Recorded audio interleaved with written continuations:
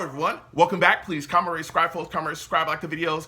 Also, share the videos. I want to thank you folks for watching, sharing, and liking my videos. You folks are the absolute best. Listen, folks, there's a link to you down below. Has the links to all of my social media platforms. Please go down there. Follow me across all my social media platforms and talk to me because I'll talk back. Also down there as well as links to all of my YouTube pages. Please go down there, subscribe to all my YouTube pages, and turn on your notifications so when I post content, you folks will be in the know. Now, with that said and done and put to the side, I've come to talk to you folks today about Aaron Rodgers. Aaron Rodgers had something to say about Sean Payton and his comments that he made about Nathaniel Hackett. We're also going to be discussing Dalvin Cook as well. There's been a little bit of an update on the situation. We'll be talking about that. We're also going to be talking about Jets training camp too, some of the things that went on today as well, and Sellers speaking to the media. So first, I want to start with Aaron Rodgers, okay? Listen, Aaron Rodgers sat down with Peter Schrager today. A little bit of an interview, right? They had to sit down. And Peter asked him about, kind of in a roundabout way, about, Sean Payton's comments about the Jets and more, mainly Nathaniel Hackett. And Aaron Rodgers just unloaded on Sean Payton, as he should, okay, about his comments about Nathaniel Hackett. I'm going to let you guys hear the audio. Here it is. I'm not going to ask you about Sean Payton's comments directly, but I will ask you to maybe address Nathaniel Hackett as a coach and what he means to you and what he can bring to this Jets team. That story goes out there. I had about 1 million texts from people in the coaching community saying that was out of line.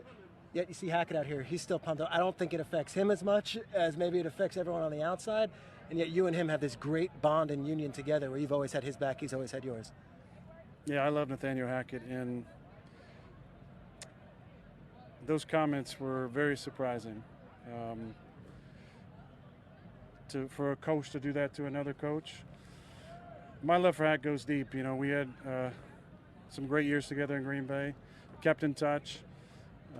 Love him and his family. He's an incredible family man, incredible dad. And on the field, he's arguably my favorite coach I've ever had in the NFL.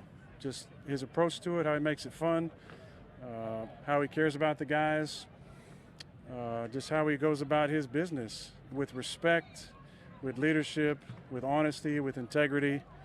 And it made me feel bad that someone who's accomplished a lot in the league is that insecure that they have to take another man down to set themselves up for some sort of easy fall if it doesn't go well for that team this year. I thought it was way out of line and inappropriate, and I think he needs to keep my coach's names out of his mouth. Now, as you see, what do you say? Keep my coach's names out of your mouth, right? And that was the first thing that I was thinking myself when I heard these comments from Sean Payton, all right? And I know that Sean Payton has tried to walk his comments back, but bruh, stop it. You knew exactly what you were doing when you let all of that spew out of your mouth. Sean Payton is a veteran head coach in this league, veteran. He's been around for a long time. He's pretty much, seen it all and done a lot of the things that a lot of people wish that they could do in coaching. So this isn't your first time around the bend, bruh. You knew exactly what you were doing, putting that bulletin board material out there. And for him to run his mouth, right, about Nathaniel Hackett, who was a former head coach of the Denver Broncos, as you're coming in to assume the position as the Broncos head coach, is insane. Because whatever happened in the past before you got there, whatever happened, in these past seasons, that has nothing to do with you and the situation that you want to set forward or the standard that you want to set forward. It has nothing to do with that, bruh. You should want to come in and set a tone there with the Broncos of change and let them know we're pushing forward and we're getting better. Instead of doing that, you come in and set a standard of excuses and a lack of accountability by still talking about Nathaniel Hackett and all these other things that's been going on. Like, that's nonsense. And you also took a shot at the Jets, talked about Hard Knocks and the fanfare, and they're doing it up. Like, bruh, stop it, bruh. So I'm so glad that Aaron Rodgers put it to you. You know what I'm saying? So it is what it is there. We're going to move on from that situation. And again, salutes to Aaron Rodgers for that because it needed to be said. But we're going to talk about Dalvin Cook, man. Whoa. All right. There's been a little bit of an update there, okay? Now listen. Tony Richardson, all right, great fullback in this league for years, great player, right? Former New York Jet as well. All right. But he's still very connected with the Jets franchise. We know that. All right. He's still very connected with the Jets fan base as well. He's going back and forth with people all the time. Listen, Jets fans love Tony, okay, for everything that he's done here. Now, he did an interview recently, and he was asked about Dalvin Cook. And when asked about Dalvin Cook and the Jets, he came out and literally said, hey, look, it's a done deal. I got some people, that tell me things are still inside that building, and it's a done deal. And that's it. That was it. It was, and I mean, it's crazy. Now, keep in mind, I know some people are like, oh, well, listen, Tony Richardson knows people that are in that building, okay? He knows them, all right? He's still very connected with the New York Jets, okay? If Tony's saying it's done and it's a done deal, it could be a done deal. That's all I'm saying. That's all I'm saying. It could be a done deal. Now, keep in mind, at practice day at camp, Dalvin Cook was there, okay? Dalvin Cook was there. He walked around the field. You had fans chanting, Dalvin Cook, Dalvin Cook. You know what I'm saying? So he was out there, and he talked. We saw him talking to people. We saw him talking to Woody Johnson. So, of course, we know that the meeting is ongoing. Still, to this point, he has not signed yet officially. Okay, to this point, he has not signed yet. As I'm filming this video and talking to y'all, he has not signed yet. Okay, but things are looking good. I'll just say that. All right. Of course, today they talked about he's got his physical. Check him out. If everything goes well and the numbers go well, we even heard from Dalvin Cook in the past that he'll be a New York Jet. You got Tony saying that it's a done deal. We will see when it officially happens. But things are looking solid for us. So as we continue on, I want to talk to you folks about training camp. Listen, Bam Knight looked really good. Okay, Bam Knight had a good practice today. Allen Lazard looked solid as well. He was dealing with a little bit of a leg injury, but was able to shake that off, get a TD in the red zone. He's gonna be a monster in the red zone. Big body, he can go up and get the football.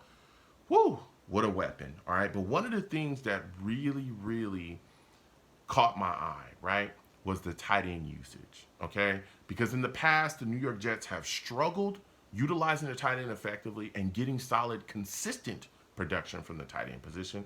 But we're seeing Nathaniel Hackett utilize C.J. Uzomah, Tyler Conklin early and often, okay, within the offensive set. So I cannot wait to see them absolutely deploy that during this year, especially with Ruckert into the fold as well. And Ruckert's looked really good in camp too.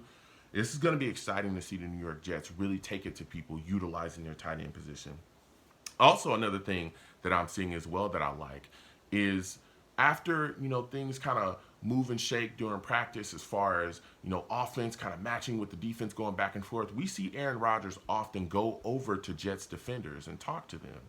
And you can see that he's kind of like picking their brain about what they see on their end, and they're picking his brain about what he sees on his end.